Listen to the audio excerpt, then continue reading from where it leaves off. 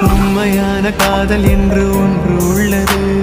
காலம் கடந்து போன பின்பு மண்ணில் வாழ்வது. காலம் எந்த கைப்பிடிக்குள் மாட்டிக்கொண்டது. காதல் என்னை விட்டு விட்டு எங்கு சென்றது. கடவுள் வந்து பூமி மீது வாழும் போதிலும் காதல் தோல்வியாகும் போது சாக தோன்றிடும்.